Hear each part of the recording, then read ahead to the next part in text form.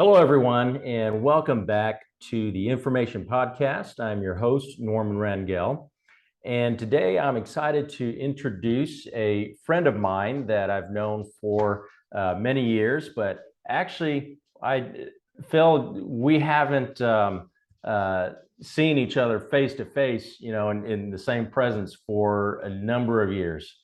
And when I say number of years, we're talking decades. Probably circa 1986, I think, somewhere in there. I believe you're right. So, folks, Philip Forrester he and his wife Lori are owners of Rock City CrossFit in Little Rock, Arkansas. And but Phil has a very interesting story. He hasn't always been into fitness. And so quite an amazing journey that he's traveled on to get to where he is today. So Phil, welcome to the channel, and Thank you. I'm excited to have you on. Thank you. Yeah, no problem, man. Happy to help. Well, so tell us a little bit about what you do, and you're maybe a little bit on where you grew up and what some of your hobbies are. So we currently own, my wife and I own a CrossFit and boot camp gym. We actually expanded our name to be Complete Fitness because we went beyond CrossFit, but we did start out as Rock City CrossFit, and it really was a way that my wife and I both started really getting into fitness, and CrossFit was just a methodology way to keep me engaged.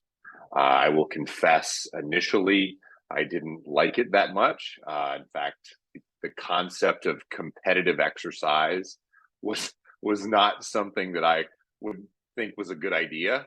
But I grew into it, and I think the challenge was I've never been one for exercise. I was a skinny kid, as you know, in high school. I think I was 6'4", 165. So we're talking like that big around, and so the idea of exercise was only associated to weight loss. That was the purpose. So since I didn't have a weight problem, no real reason for me to exercise. I was always athletic. I could play the sports, but never saw exercise as valuable. So it just never was on my radar. And as a result, when it came time older in life, you start putting on a few pounds, putting on weight. Unfortunately, I started smoking somewhere along the way. My health and fitness was not on my top 10 list of prioritization. It would probably be numbered 42. And so my wife, Lori, we've been married now 28 years. She was always into healthy fitness. She would work out, not with me. She would do her thing and want me to come along. And I would sometimes go through the motions. But more times than not, that was kind of her thing, and I had my thing, and we just kind of went about it in a separate way. But that did change. Eventually, it evolved into more. Yeah. So, tell us where did you grow up with? What was life like when you were younger? And I know you're a huge Arkansas Razorback fan. I am. Well, I grew up in Texas. My parents divorced in Little Rock when I was 4, and my mom and I were in Colorado and then Texas. And then I always came back to the Little Rock area to visit my father over the years. So there was kind of this back and forth, and in very different lifestyles. My father was probably more in the traditional sense of life. My mother was more in the Adventist realm of the world. So there was a bit of differences between activities and things that occurred with my father versus activities and things that occurred with my mother. Now, I will say, one of the benefits of growing up Adventist is there is a focus on healthy eating. There was a diet you at least paid attention to the diet. And so there was an awareness of what you eat and how you eat and healthy living and things like that. So as a child, there was that helped. Then I was diagnosed, although looking back might not have been as clinical as it was portrayed, but I was somewhat hypoglycemic. And so as a result of that, my mom, and she was as well. So my mom and I adopted a low sugar diet. So there was really the removal of sugar from our regular diet. It was more really seen as a treat as opposed to a regular addition to our diets. I never grew up eating cereal for breakfast, as an example. So that foundation of an awareness of sugar on how I felt kind of shaped me into the choices I made when I would eat. Eating breakfast, I require a big breakfast. I'm a big breakfast guy. I want eggs. I want bacon. I want, potatoes. I'm the big breakfast guy. So the concept of eating a pancake or, a muffin for breakfast and that being it, that just doesn't even work for me. Yeah. So that helps when you grow up and you kind of build into your pattern of life that you need a good diet to sustain how you feel. I think contributed to me not gaining weight as I matured or got older. Yeah. So you, in a previous conversation, you mentioned that you were born with a heart defect. Mm-hmm. At what age were you aware that you had this issue? So we found out about this through the course of me actually getting healthy or starting to work out, starting CrossFit. My wife, and this was in probably 2012, so 2013, probably almost 10 years ago, had been encouraging me to do CrossFit. She had found it, she liked it, she was coaching it. She found a community of people. She wanted me involved in the community. She swore I'd like it. I know you'll like it. You'll like it. And I'm like, no, I won't. I promise I won't. And so we debated that. I was mean and about it. Actually, I was like, I don't want to compete for exercise. That's stupid. I don't want to keep score when I'm exercising. That's just dumb. So I fought it for a period of time until finally one day they were doing this, what they call the CrossFit baseline. They did it on a Saturday. It was basically a group thing where everybody, 3, 2, 1, go, and you did a 500-meter row, 40 air squats, 30 sit-ups, 20 push-ups, and 10 pull-ups. So no complex movements, pretty straightforward. Everybody goes, and then you write down your time, and then 6 months later you do it again and try to see if your time improves. Right.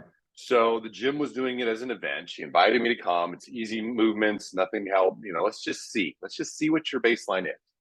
Fine. So I agree to do it.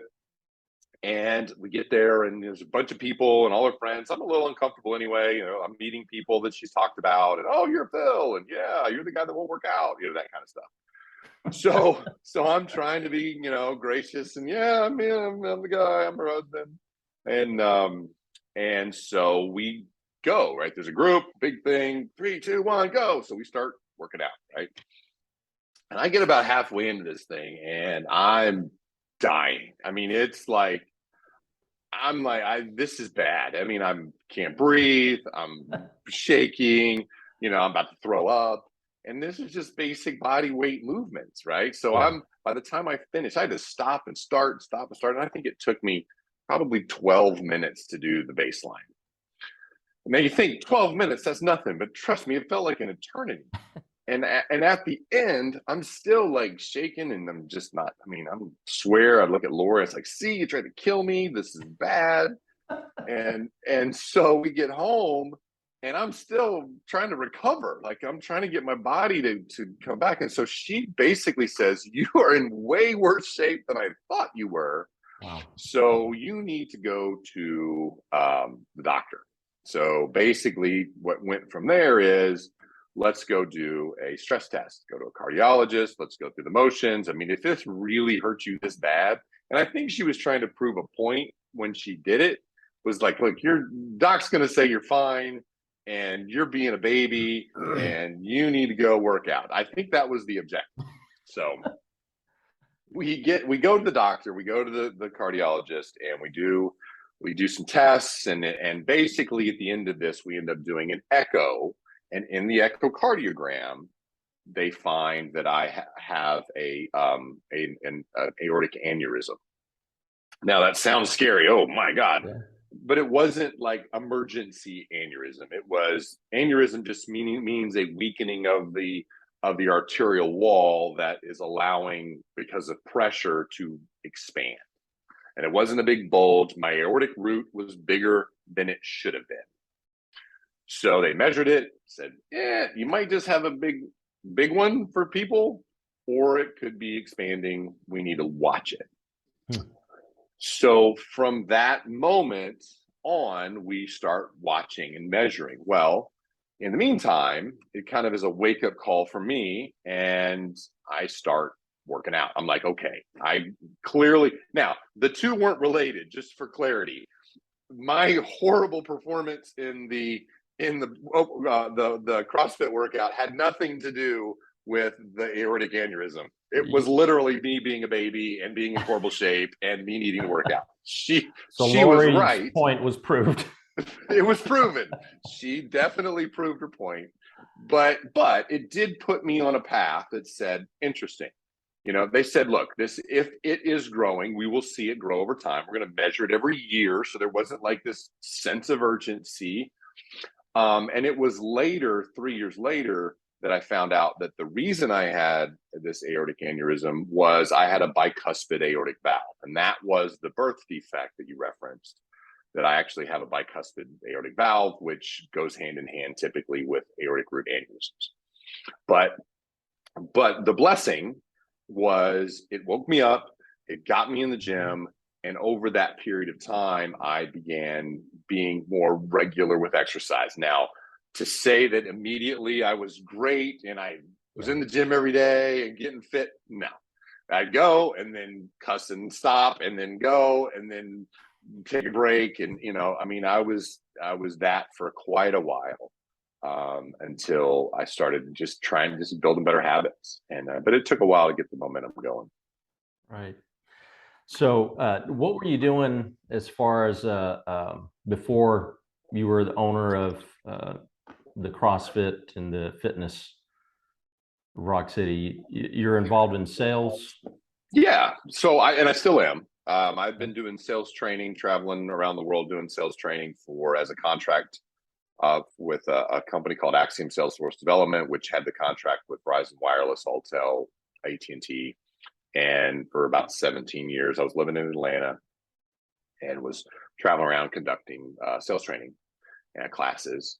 And then when both of our children left the house, the oldest one decided she wanted to go to the University of Arkansas because her parents graduated from there, and she thought it would be cool. And it was away from all Georgia people. And she just thought, you know, I want to go away. I want to go have a big college experience. So she goes to Fayetteville, which caused the younger one to say, oh, I don't want to go to Fayetteville, because she did. And then all of a sudden she went and visited her sister, and she came back going, I want to go to Fayetteville. So they both end up going to the University of Arkansas. And as a result of those decisions, it became clear that my wife and I would come back to Little Rock, where we had moved in 2000 to Atlanta. We came back to Little Rock in 2017. Both her parents live here. Her sister lives here. My father lives here. They're aging. So we thought it would be a good idea to be closer to them. So, so being in sales, it's probably safe to say that you have a competitive drive to you. And so it does take a certain mindset to be involved in sales. And how does that mindset, how is that transferred over to health and fitness for you? Well, I think When you look at sales, sales is the outcome of a process. In fact, it's pretty amazing when you look at the parallel path of the selling process versus the parallel path of your health and fitness journey. Mm. If you look at sales as the outcome of something, it's really the outcome of two things. It's the activities associated to finding the right people, engaging in marketing, prospecting, cold calling, going on appointments, right? It's that activity. If you've been in sales, you know, how many cold calls did you make, or how many appointments did you go on, or how many proposals did you give? There's an activity component, but it's also a proficiency component, meaning your skill. Are you good at the conversations? Do you make a compelling case? Are you personable? You know, the skills associated to the human connection and the ability to communicate effectively. So when you combine those two elements of activity times proficiency, the amount of activity I do with the proficiency or skill by which I do it, the outcome is some level of sales success. If I'm having success, that means I'm in balance in probably those two areas. If I'm not having sales success, that means I'm out of balance in one of those areas. I'm probably not enough activity, or I've got a lot of activity, but I'm really bad at it. So we get those kind of two things got to work together. Right. And when you look at your health and fitness journey, what we found is it's very much the same thing. If the output is healthy, I want to be healthy, there's an input and an output. You know, it's the quality and the quantity of the input, right? And there's an intensity and a frequency of the output. And if I'm not healthy, there's something broken in that equation. And if I am healthy, the likelihood is I am in balance in those. And they're not mutually exclusive. That's why we've got to bring them together. Yeah. When you talk about input, what you eat, but it's also what you read, it's what you believe, it's what you take in. That mindset, it's what am I taking in, and how is that contributing to my health? And it's not just quantity, like eat less. It's also quality. You know, what we find when we do nutrition coaching with people is we'll tell them you need to eat more, and they're looking at us like we're crazy. I'm like, you have almost damaged your metabolism such by the restrictions that your body's not processing the way it should to burn the fat you're trying to burn. So we gotta work on the quality of the input. And then you also look at the output, which is, you know, the energy, the working out, the exercise, the fitness. The body is built to move. So we've got to get it moving, but there's a value equation there. It's the intensity and the frequency. Yeah. You know, somebody tells me, yeah, I exercise, I walk my dog. And I'm like, okay, unless there's massively steep hills at a good pace, that's probably not going to be enough exercise. Movement's good. Don't get me wrong. I'm not saying that you shouldn't do that. But if you're chalking that up as exercise, where was the opportunity to build muscle, as an example, in that exercise? And if we're not intentionally focused on building muscle in that process, you're just at risk that the muscle atrophy over time, you're going to be without it. Because, I mean, if you think about building muscle, think of it like a bank account. At a certain age, you want to start investing in that muscle, right? Building those muscles towards an output, because there is a period of time out in the future that you and I are getting closer to, that it will start to atrophy whether we want it to or not. And so the question is where's your starting point going to be as you start making withdrawals from that muscle bank? Yeah. You know, are you going to start pretty high and work your way down? Or are you going to start with nothing and get to less than nothing? And those are the conversations that you want to have when you get to that equation that says, so what is healthy? Input, output. Wow. That's a great analogy that you used. And you mentioned, you know, the input. What are you going to use to fuel your exercise? Right. You know, even if a simple walk around the block, you know, a few times is what you consider exercise, you still need fuel for that. So, you know, the input is incredibly important. And it's interesting what you mentioned about, you know, equating earlier in our conversation. You equated diet with losing weight.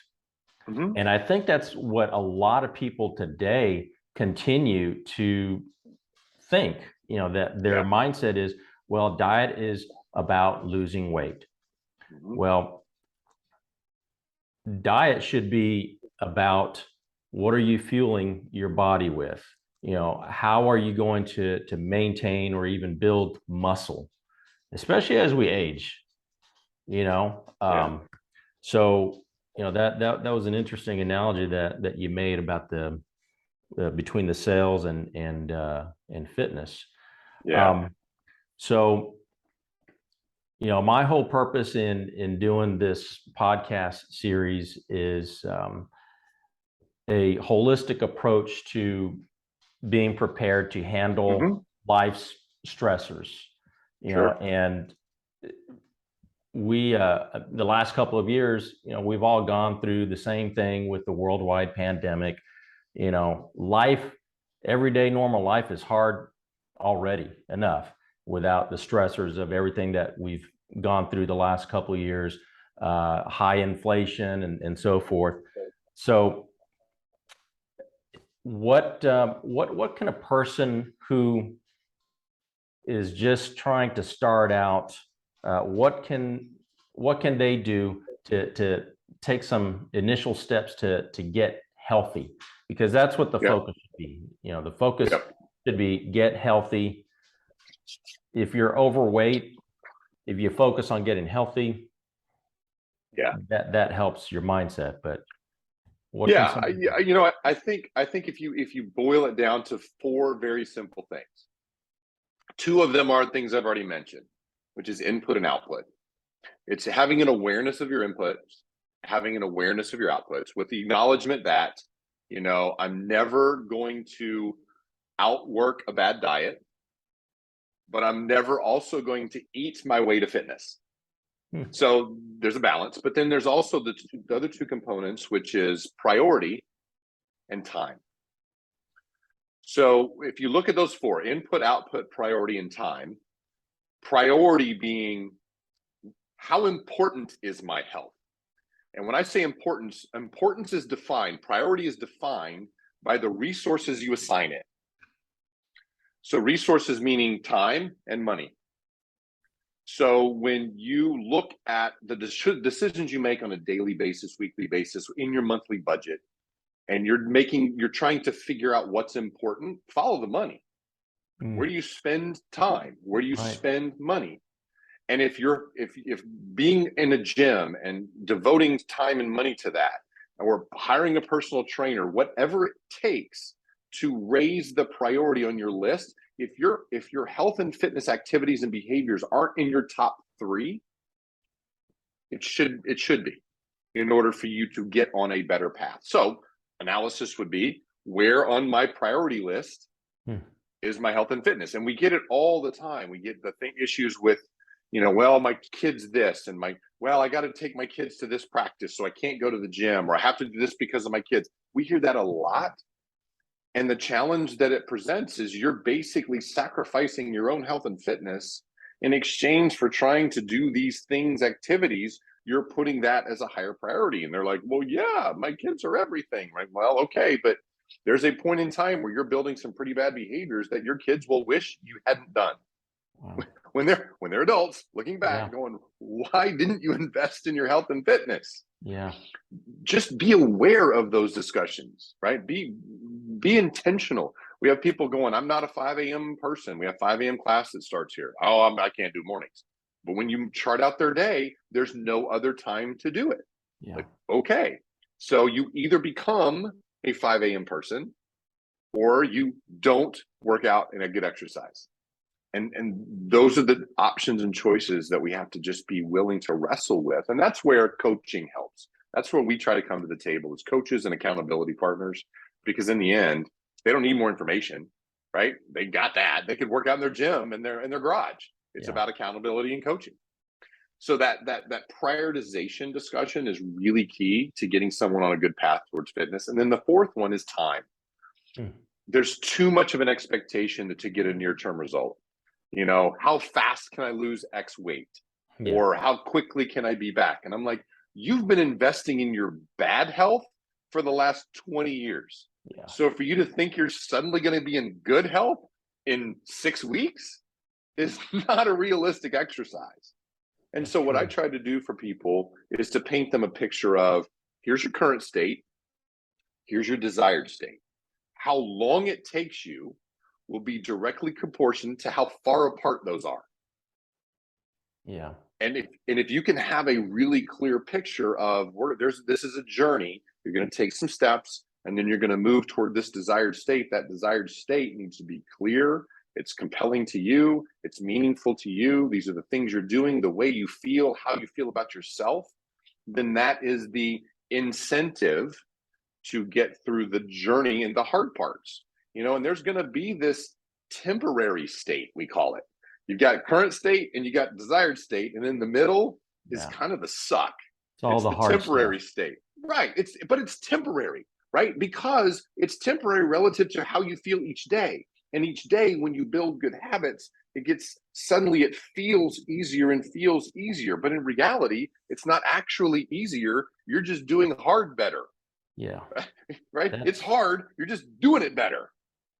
And that time element is, if you've got to give yourself enough time to punch through those what's perceived to be barriers, perceived to be, takes too long, it's too far out, I can't do that. If you just look at each day and do the next thing, keep your head down, trust the process, and give yourself the runway of time, it will pay off for you. But those that abandon it, unfortunately, we get people who would gung ho, and then right before they're going to see some really meaningful results, they're like, it's not working. Yeah. Like, It's give it time. I like what you just said about you're doing the hard stuff. Right. At the beginning, I mean, it just seemed impossible, but doing the hard stuff gets a little bit easier, but yet you can't stay at the same level. Right. You can't stay. You gotta build on that. It's like starting out with a bench press, Sure. and then just seeing those results. I'm bench pressing, a little bit heavier, and Right. you add more weight. Right. You have to add more weight Right. if you want to keep building. So the hard part is still there, but I like what you said. It gets easier. Yeah, you do hard better, right? Yeah, I love that. I love yeah, that. and that is really probably the external component to my input output priority and time, is wrapping it in a community and wrapping it in with like-minded people. It's interesting when we think about our gym. We have this facility, we have probably 180-ish members, and we think of it like a church. We operate it like a church. We think in terms of group. How do we facilitate community and interactions and sharing? Each class maybe its own little small group, but then we try to come together in a bigger group. I mean, that mindset of rallying a group of like-minded people towards a central position is very familiar to me, having grown up kind of in that environment. And that's kind of how we think about it, because that's what's necessary to foster that comfort and that security and that sense of purpose. When it gets hard, you lean into each other. You lean into that community to help you get through it. And that's why it's so hard for people to do it on their own. We have people come to us all the time that have fully equipped home gyms, and they're just like, it's not happening. It's not happening. Need some help. And because they've come to the conclusion that they need to invest in coaching and accountability and community, so that they're more likely to engage in those ideal behaviors. Yeah. Well, like the Bible says, the body is a temple, right? Yes. Yep. Got to take care of that temple. We got to take care of it. So, well, listen, thank you again, Phil, for coming on this afternoon. And I'm going to share a link with everybody on, Rock City Fitness and Complete Fitness, rockcitycompletefitness.com. Yep.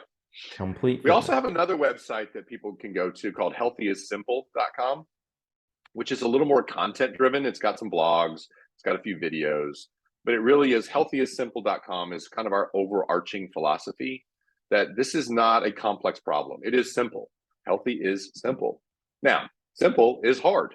So we're not denying that there's a hardness to it, a challenge to it, but at the core, this is not a complex problem. It's input, output, priority, time. And if we can just focus on those four things and understand where we are relative to our objectives, you'll get there. Awesome. I'll be sure to include that. So, Phil, thank you. And folks, everybody out there, just want to keep encouraging you to always do what is right, be merciful, and be humble. Until next time.